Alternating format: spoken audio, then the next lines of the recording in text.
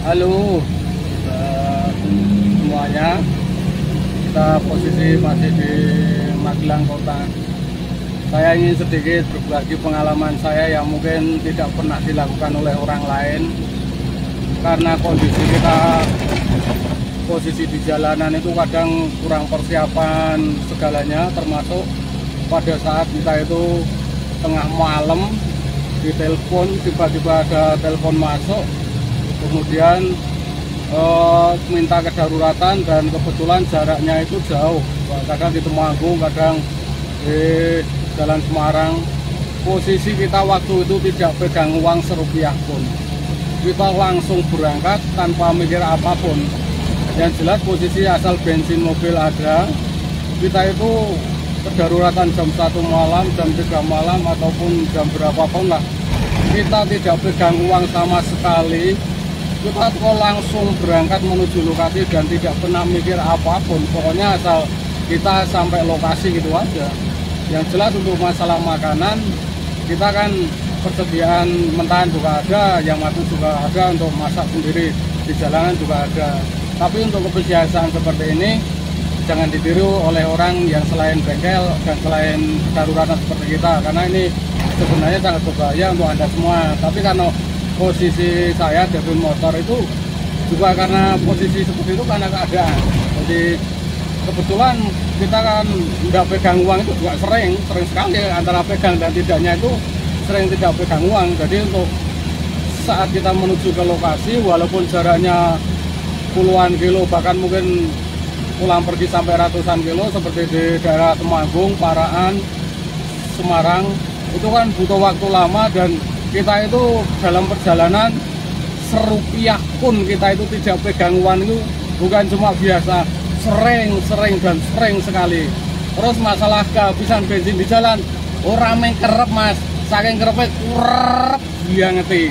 Jadi kita itu sering sekali bawa mobil, tidak pegang uang, kadang pegang cuma mepet, bensin habis di jalan, wes raetungan pokoknya. Jadi ini kita itu benar-benar posisi semuanya kedaruratan, dan kita juga termasuk karena sudah terbiasa dengan kondisi dan hidup di jalan ya.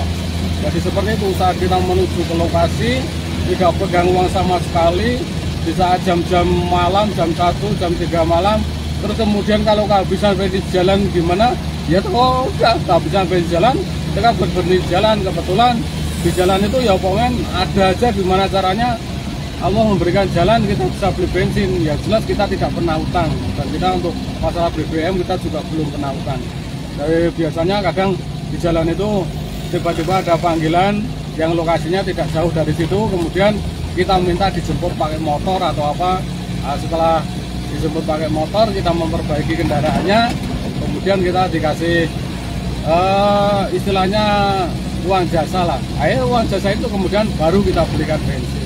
Jadi kadang kita itu bekerja di jalan, kita itu diberikan imbalan jasa itu kadang cuma habis buat beli bensin toh itu aja sering. Karena kita kedaruratan di jalan itu ya tidak pernah bisa diprediksi kita mau dikasih berapa, ngasih atau enggak, kita juga enggak tahu. Wong yang enggak ngasih aja juga sering, kemudian yang ngasih selain uang juga sering. Jadi para pedagang-pedagang sayuran, pedagang buah, pedagang snack, atau bahkan pedagang pakaian pun juga pernah dari posisi mobilnya mogok di jalan, mereka terus terang uangnya sudah habis buat pulaan, kemudian jasanya kita dikasih barang, barter itu istilahnya. Itu sudah hal biasa itu. Yang paling sering adalah barter dengan makanan, itu sering sekali. Bahkan kita pernah di barter kerupuk, kerupuknya banyak sekali juga pernah, karena posisi perbaikan kita juga mengganti onderdil, jadi ada penggantian onderdil juga, tapi posisinya orangnya itu tidak bawa uang, dan orangnya juga jauh lokasinya. Kita dibayar pakai kerupuk pernah, banyak sekali ya. Akhirnya ya kerupuknya ya kita bagi-bagi, tolong kita mau jual kerupuknya juga bingung jualnya kemana, dan cara jual juga tidak tahu, makanya ya kerupuknya terus tak bagi-bagi posisi. Jadi kita uang jasa sama onderdil itu dikasih kerupuk, kuat banget itu. Kita bagi-bagi ke orang sekitar lah pokoknya. Jadi untuk kedaruratan mobil mogok di jalanan, motor mogok di jalanan itu lika-likunya benar-benar tidak bisa diprediksi. Jadi kalau kadang pas kita kebetulan enak ya alhamdulillah, kadang bisa dikasih berlebih sama orangnya. Terus kemudian kalau pas posisi katakanlah biasanya pahit gitu, ayo sama sekali tidak dapat, itu hal biasa. Kemudian kita dapatnya cuma dijoli dengan makanan, itu juga biasa. Dijoli sandal juga pernah, bakul sandal, terus bakul pakaian, uang mereka mepet, terus kemudian kita dikasih pakaian, itu dagangan mereka ya biasa, itu pernah.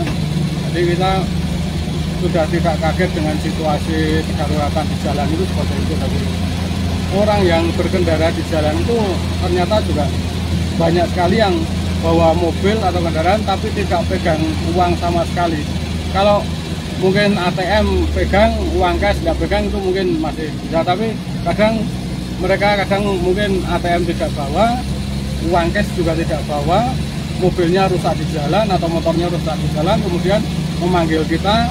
Dan sebelum pengerjaan pun kadang ada yang orangnya memang terus terang kepada kita, mohon maaf sekali mas, saya mau minta bantuan, ini mobil saya rusak gini-gini, tapi mohon maaf sekali saya tidak pegang uang sama sekali, sudah buat habis kulaan barangnya, itu sering sekali ya, itu bukan hal yang satu dua, itu sering. Jadi untuk kedaruratan di jalan itu lika-likunya memang sangat banyak sekali. Kadang seperti itu, orang yang rusak di jalan, kadang rusaknya di puncak gunung, kadang rusaknya di pinggir-pinggir hutan, tapi tidak pegang uang pun ya biasa. Jadi saat kita menolong kedaruratan itu juga sering-sering kita tidak seperti yang kita harapkan, itu hal biasa. Dan itu kita tidak kaget dengan hal itu karena sudah saking seringnya dan sudah hafal dengan situasi lapangan. Jadi untuk kedaruratan di jalan raya itu belum tentu kita kadang dikasih uang, kadang tidak dikasih uang sama sekali, cuma matur nuwun, itu juga sering. Terus kemudian kita dikasih dagangan mereka, itu juga sering. Jadi namanya kedaruratan itu ya kadang ya enak, kadang ya pahit, kadang ya malah tombo, itu hal biasa seperti itu. Jadi itu mungkin yang tidak mau dilakukan orang lain itu karena itu tidak mau ambil risiko antara untung dan ruginya. Tapi kalau kita kebetulan memang untuk saat ini fokus di jalanan, sudah melakukan itu sudah bertahun-tahun yang lalu, dan kita sudah pokoknya pasrah aja dengan rezeki yang dikasih Allah. Ya jelas kita sudah berusaha, kita juga berusaha untuk bekerja, dari penghasilan untuk keluarga, tapi juga kita tujuannya juga ibadah, menolong orang lain. Jadi ya gitulah resiko dari Gabun Motor on the Road di jalanan. Antara enak dan tidaknya itu sebenarnya lebih banyak tidak enaknya. Makanya jarang orang yang mau menjadi bengkel on the road, itu tidak mau, karena kalau dihitung secara material banyak sekali ruginya daripada untungnya. Tapi kalau kita tidak seperti itu, kita tidak punya penghasilan tetap sebulan. Seandainya kita pegawai negeri ataupun kita pegawai swasta yang punya penghasilan per bulan tetap, ya nggak mungkin kita berada di jalanan seperti ini menjadi bengkel on the road. Oke, itu aja informasinya. Ini ada telepon, kita angkat dulu teleponnya.